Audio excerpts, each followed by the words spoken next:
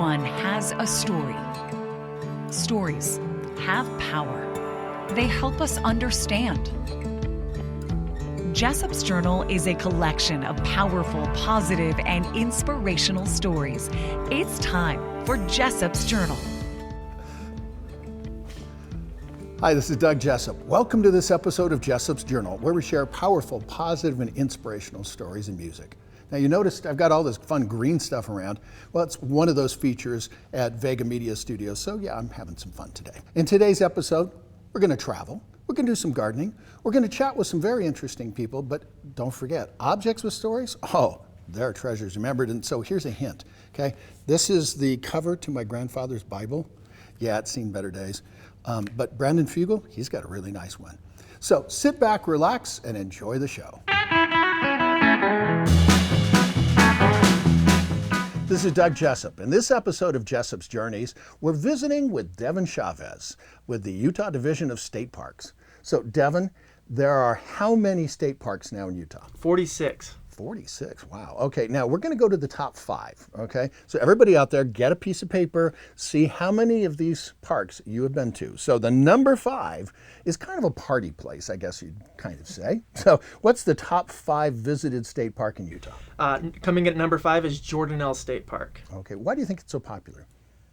The absolute just blue waters, the way you can get away on a hot day, go paddle, fish, powerboat, hang out with the family or friends, or just get away for yourself, right pretty close to the Wasatch Front and back. Can't ask for a better place. Perfect. Okay, number 4. Now, I personally don't think there's a heck of a lot of snow there, but there's a beautiful canyon down south called Snow Canyon State Park. Not a lot of snow, couple times a year, maybe if we're lucky, named after the person, not the weather pattern. Oh, okay, I never knew that. Well, it's beautiful structures. I mean, it's incredible down there. The views are insane. Okay, now every time I go to work, I see this island, okay?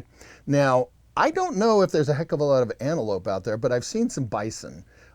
What is the number 3, yes, hint, hint, okay, number 3 most visited state park? Antelope Island State Park. Okay, totally serious. Are there antelope out there? Yes, there are, but it's most well known, as you said, for the bison.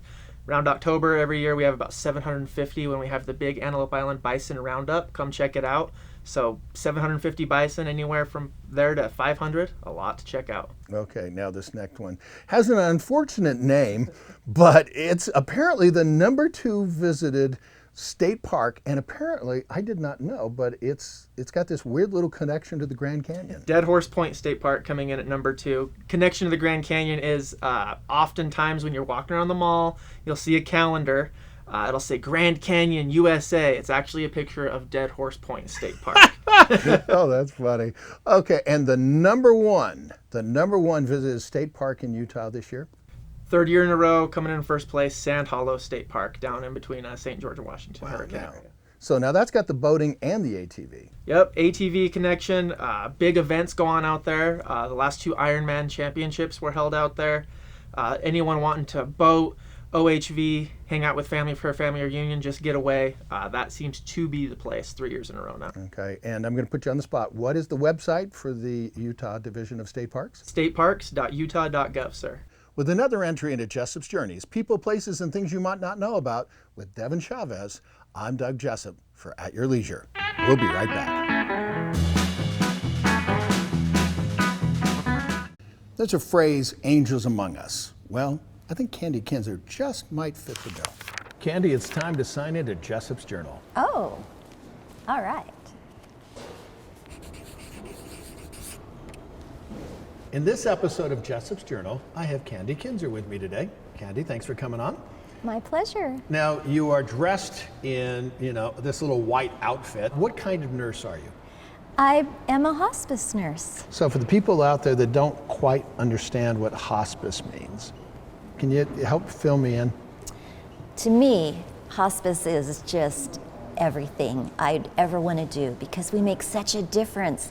We get to throw away cookbook medicine and we get to do what makes sense. And we get to protect those bonding moments that are so precious towards the end of life. And you know, Doug, there's no end to hospice. A lot of people think, oh, hospice means you're going to die in a few days, you're going to die in a few weeks, you only have a few months left. But I've known patients to be on hospice significantly longer than that because they continued to technically qualify.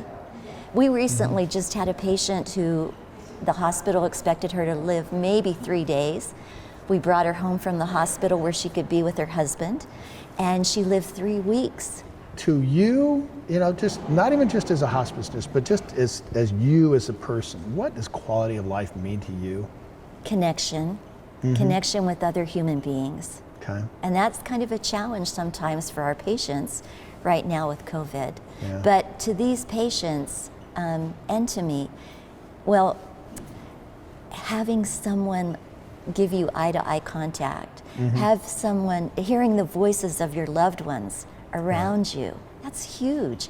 Dying people are really cool and they know what matters in life. Okay. It's not the stock market.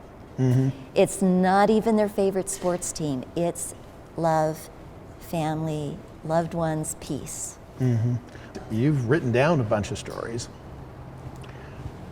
Why is it important to you to keep these stories passed down, keep them alive? I want people to know that some of the things I've learned working in this area, this rich area of hospice, it's enriched my life so much because you learn, number one, what really matters in life. That's huge. Okay. You also learn that you don't have to be afraid of death because our bodies know how to die. But some of those stories, I have to credit my husband. Bob kept telling me, I'd come home and tell him these amazing stories that our patients were sharing with me. Just such cool things. And he'd say, Candy, you got to write those down. And he wouldn't let me. So I started writing them down, and it took me about 4 years. Do you mind sharing one of your favorites? Oh boy, I have a lot, but Blaine always stands out in my mind. Okay, tell me about Blaine was in a facility, a long-term care facility, and people there don't go there by choice. Some things cause them, maybe they've had a stroke or whatever, but they're not usually really happy to be there. And one day I got a call. I was Blaine's hospice nurse. I got a call and they said, Candy, Blaine's dying. Get over here as fast as you can. He's as blue as the sky. So I got there and he didn't die. And when he could talk, he told me what had happened. And he said, Candy, my wife was here. Now that got my attention because she had died in that very same room just a few years earlier. He said she stood right there by the closet and she held out her hands and she said, Blaine, won't you come and join me? And he said, I had to tell her my work on earth wasn't finished yet. And it wasn't. He lived for another year. Really? Yeah, but after that, he was the happiest man I ever knew. And he had told me some more things. He said, Candy, she was gorgeous. She was beautiful. She looked like she was about 23, and her hair was long down over her shoulders. And I think the thing that made him so happy, Doug, was he knew he would die. He was that close to the end of his life. And he knew when it was his time, she would be there waiting with her arms. And it gives me hope. That gives me great hope to know that. And that we have an incredible destiny waiting ahead of us. That this is my belief, after having worked in hospice so many years, that this life isn't the end. One of my patients, and he gave me permission to use his name, Evan Chittister, coming down Highway 6, Spanish Fort Canyon. When I met him, he was in the hospital, and he said, Candy, I've died twice. Really? And he ended up having 83 units of blood and 18 surgeries. Wow. His leg had to be amputated. That motorcycle accident was horrible, but the experiences he had were incredible. He saw this, can I share something this deeply spiritual? He saw this ball of light coming towards him, and there were 2 specks that were even brighter than this bright ball of light coming towards him. He thought it was going to mow him over. It stopped right in front of him. And he was given this incredible hug, and he felt a love that he said nothing earthly can describe, and a peace that was the sweetest thing he ever experienced. When the person who gave him that stood back, he was able then to see who had been in that ball. It was his father and his grandfather. And his grandfather, well, basically they told him he had to go back, and he was like, I don't want to go back. I'm going to be in a lot of pain. I'm going to suffer. Please let me stay here. And they said, you'll be given the strength to endure what you need to do. And then there's other people that you just don't expect it to happen, but they're gone. And something tells you it was their time. I really believe that. Thank you so much for coming on Jessop's Journal today.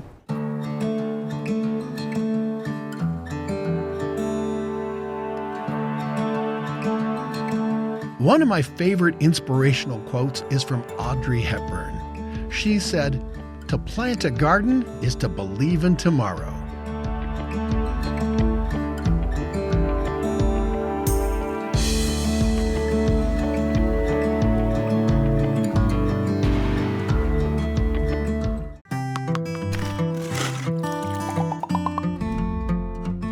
Hi, I'm Doug Jessop, TV garden guy, broadcasting from my happy place, which is, of course, Mill Creek Gardens. Where every day's a great day. And, you know, Lorene and Heidi. So now we're going to have a really quick quiz time. Favorite flower? Iceland poppy, of course. Ranunculus. Favorite tree? Ooh, a maple tree. There's many maples, especially Japanese maples. True. Okay. Weeping redbud. Ooh, vegetable. Oh man, tomatoes because I love BLTs. Okay, you know, you took the big one. Okay, so what's the other one? Japanese eggplant. Oh, eggplant. I hadn't thought about She's that lived in one. Japan, that's Okay. right. Favorite color? Yellow and orange. And these are wallflower, Erysimum, and they will bloom most of the season. Look at this. This is almost done blooming. These are coming up. All right. Broadcasting from Mill Creek Gardens, 3500 South, 900 East. I'm Doug Jessop, TV garden guy. I have a question for you. Yeah, you right there. What are you thankful for today, right now? I'm mostly grateful for all my friends and family. Just like always having them around is super fun. Like my grandma here. What are you thankful for today? Dinosaurs. I am grateful for the media reporting on such positive things. Be able to spend time with my family. Everyone has a story. Objects with stories are treasures remembered. In this episode, we're combining a whole bunch of different things together that I think you might enjoy.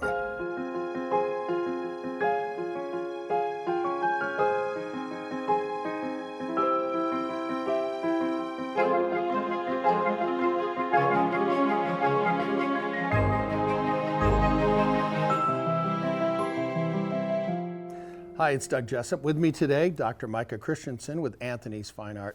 This would be familiar to most people who lived in Asia because it's on the national flags of Cambodia and Burma. It's an object that's known as a Vadra, and it means thunder and diamond. It's the weapon of the gods, or the weapon of a Buddhist priest. It's the idea that a Vadra is indestructible as a tool. But there are all kinds of things in our lives that need to be destroyed. False images of ourselves, false ideas in the world, and the Vadra is the tool as thunder or a diamond that will symbolically break through, like the teachings, the Dharma, through those falsities and show us the truth. This is about the most elaborate Vadra I have ever seen, and you see them in museums occasionally. This came from the Kathmandu Valley in Nepal. It was brought to us by the daughter of a man who was an anthropologist that lived there in the 1890s. You have here the petals of a lotus leaf, which is a very important symbol in Buddhism. In Buddhism, the lotus plant comes from what is dirty water, which is silt and mud, and it grows out of that mud and comes up on the surface of water, clean, pure, and beautiful. That is symbolic of the soul's journey through the Dharma, through the teachings, the Eightfold Path. And this is the center that it's growing out of. And these come together, growing out of the lotus at the top. And you would hold it in the center as a symbol of all of those things. Truth at the center of the lotus that's grown. And they form together this very powerful representation of that teaching. This is made out of turquoise, carnelian, and then this gilt bronze. It's the kind of thing that you would have seen in a temple and would have been the physical symbol of the teachings of the Buddha. You have a Torah that is more than a Torah to me. It's more than a scroll of writings. It has a story behind it. Can you share that? It's 400 years old. It originated from the Netherlands and was created by people who had left Portugal after the Inquisition and gone to the Netherlands to be able to have freedom of religion. You know, it just makes you think, okay, here's a Torah that's 400 years old. Mm-hmm. And to think of the people that have read that have heard that being spoken. I mean, it's just awe-striking. You think about all the things that have happened in the world and in the Jewish world since that Torah was written. Europe used to have a very vibrant Jewish community, and in some places still do, but other places those communities have been decimated. And so when I walk through those synagogues, I think about the people that used to pray in there and the pride they took in their synagogue, and the people who would gossip in the hallways, and the kids who would get in trouble for running and being too loud. And with this Torah, I think about how when it was written, the pride that community must have had in it, and the number of people who heard it and studied from it and maybe became bar mitzvah through that Torah hundreds of years ago. And part of the thing with that Torah is that before our families even could conceive that we would exist someday, like great grandparents reading from that Torah scroll, they were hoping that one day their descendants would read from that same Torah, and that we would keep that tradition going, and that we would pass it on to future generations. Brandon Fugel, what do we have here? Here we have a 1611 first printing of the King James Bible. This is a very unique copy, one of the most rare in existence. Why? It really has only had two owners. The parish church outside of Cambridge, England, that took delivery in 1611, and myself.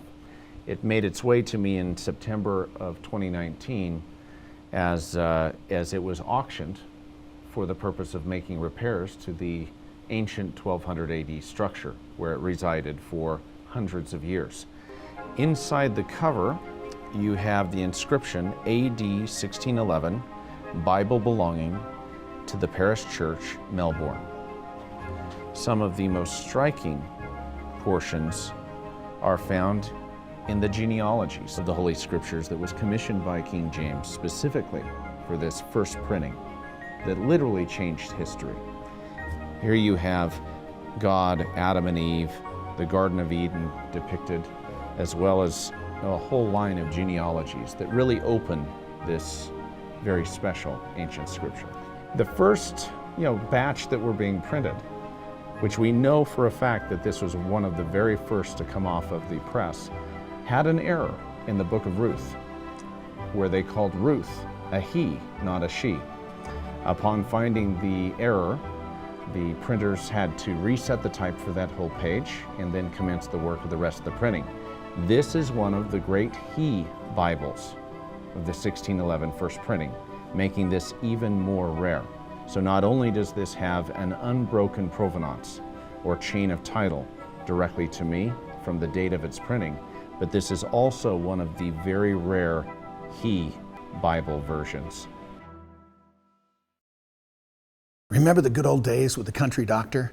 Meet Dr. John Sanders. I think being a family doctor is really satisfying. You serve infants to adults to adolescents to the elderly, and you get to know and love people in all those spaces. And it really sculpts you as a person. I think it helps you be more compassionate and more kind, and if you allow it to, right? Mm-hmm. Unfortunately, the current system is difficult to navigate. Oof. And it does kind of the opposite. And so I've my own practice now, and I deliver the goods, and I love it, and it sculpts me as a person. And I would say the lesson is to know your core value, the reason why you went into this, and hold to that despite all the distractions, despite all the bureaucracy and all the silliness and all the inefficiencies and all of those things that are really fatiguing on the system and on docs specifically. But stay true to that why, and to know your core value, and hold on to that. That's the key. You're a new doctor. You're now come, to this place out in Moab, Utah, which you may or may not have even been to before. Was there a patient that you remember, one of those early patients, where you treated them and you said, "This is why I'm a doctor"? I have so many of those people. One of my, this is a hard one. So this gal, one of my favorite people, I know her name, but I can't say it. She had AML. It's a type of leukemia. And she underwent all the treatments at the Huntsman and recovered for a bit. Beautiful woman. She's an artist. She had all these paintings. In fact, I hung them up in my office, and we just had a great relationship. I took care of her husband, her daughter. I delivered her grandbaby. So the relationship is deep. And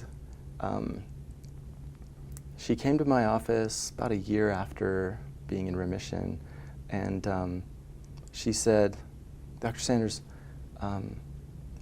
it came back." And during chemo, radiation, all that, I managed all of it, and I hospitalized her multiple times, and I saw the whole ongoings. I would collaborate with the Huntsman oncologist team and put her on different medicines, IV, to help her and stuff. And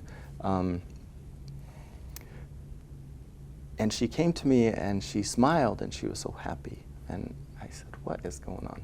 This is not great news, right?" And she said, "Dr. Sanders, I'm going to go to Lake Powell and swim with my grandbabies." And I'm pretty well composed in my career. I try not to lose it. I lost it. Luckily, she was the last patient of the day, and it was deep sobs. It wasn't sobs of sadness per se. It was how beautiful her journey was and how beautiful she looked at the face of life and death, and she smiled, and she went and swam with her grandbabies, and it was lovely. And I went home raw, just scrubbed with an old wire brush, but I knew that this was my calling. I needed to do this, and I love it. And it is hard. It's hard, but it's beautiful. Hard. So did that woman end up passing then? She did. Yeah. Just before she passed, we set up a service project because she was pretty proud of her yard, but it had been a year of chemo and stuff, and it went unkept. And so we gathered a bunch of troops and we went out there, and we burned this giant pile of tumbleweeds and just worked really hard. And she came out and she gave everybody a hug, me a hug, and it was great just to give back a little bit to her and let her see her yard back in tip-top shape before she passed. But yeah, and I was her hospice doc too and helped her on through that. Well, Dr. Sanders, thank you so much for coming out to Jessop's Journal. I'm sending you a postcard from the United States with words on the back never got a chance to say. When it soars across that pond and reaches your house, may it leave you with closure, a little less doubt. Hope you eased up on the drinking, hope you laugh, hope you care. Hope your days are even better than the ones that we shared. And I hope that you find love, settle down somewhere soon. And I hope that this world sees who I see in you. I know you tried to reach me, know you tried. I know we felt the same way, but the timing wasn't right. Ships in the night, ships in the night.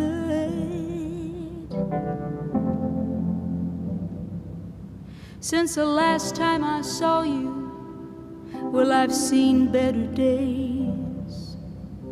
The person that I used to be seems so far away, and she's not traveling down God's highway in books or melodies, but maybe in these words is where you find me. I know you tried to reach me, know you tried. I know we felt the same way, but the timing wasn't right. Ships in the night, ships in the night.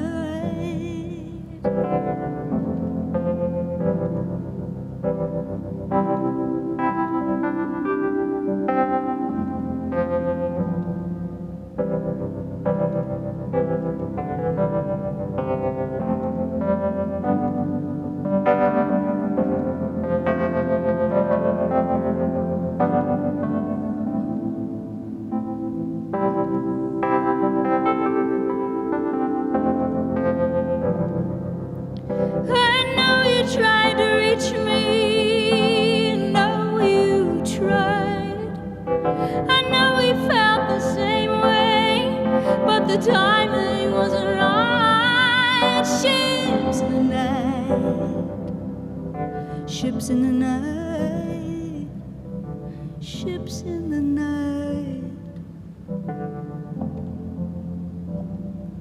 From this Arizona desert to your cold English shores, I'm sending you my love, nothing more.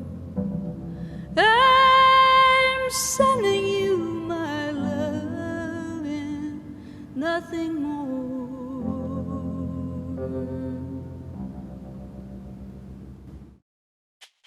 What makes you smile? Spry mouthwash helps me smile. I think it might help you too. Thanks for watching this episode of Jessop's Journal. It's my honor to share powerful, positive, and inspirational stories every week right here on TV and worldwide at jessopsjournal.com. Here's the thing I want you to remember. Everyone has a story. Yes, you right there behind the camera, on the couch, in the kitchen, you all have stories. And stories have power. They help us understand each other. With another entry into Jessop's Journal, I'm Doug Jessop. I'm sending you a postcard from the United States with words on the back